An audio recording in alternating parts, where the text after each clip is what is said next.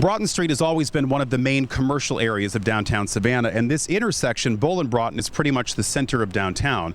This street has seen so many transitions over the years. Decades ago, many of the older buildings were torn down to make way for more modern structures like the one you see behind me.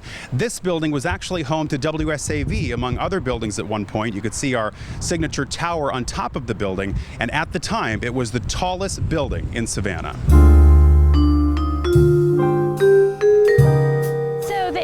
Of Bull and Broughton Street and also around Johnson Square was really like the height of Savannah. I like to call it Savannah skyscrapers, and we don't really think of Savannah in skyscrapers, but at the beginning of the 20th century, the early 1900s, we did have skyscrapers, you know, buildings that were 10 stories, pushing 12, 14 stories, and those were our skyscrapers. We were exploring new technology and building materials and elevators and how they allowed us to go higher than we could before. The building right at the northwest corner of Bull and Broughton was a bank building, and it was designed by Hyman Wallace Wickover, who is also the architect of Savannah City Hall.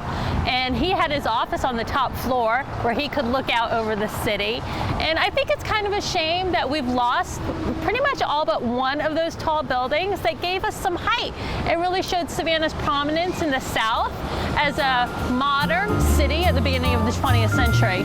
I think it was another thing, they came down, you know, during the 1960s to 1980s. You see a lot of really big buildings coming down where I think people just didn't want to invest in the interior improvements. So you had 3 of those skyscrapers that all came down for what is now the SunTrust complex. 3 major buildings all right there that overlooked that intersection in Johnson Square.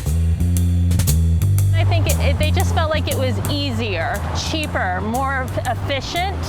And those are some of the same things that we struggle with today when people are trying to decide whether to do restoration and preservation or to build new. So a big dip comes with the opening of the mall, Oglethorpe Mall. So the mall opens in the 1970s, and a lot of your big department stores like JCPenney's and Sears, they move out to the south side. So you see a decline downtown on Broughton Street of those businesses. Prior to the moving out, a lot of businesses on Broughton Street had put false facades on their storefronts, trying to show they're staying modern, they're keeping up with the trends.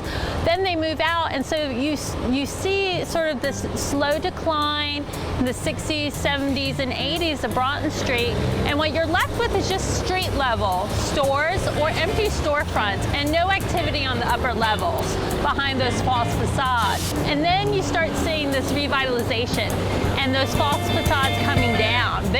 I don't know that there's any false facades on the top of those buildings anymore, maybe just a couple, and people moving back in upstairs. And I think when you have people living above, that starts to bring a lot of action and nightlife back into that Broughton Street, and I think that was a big change.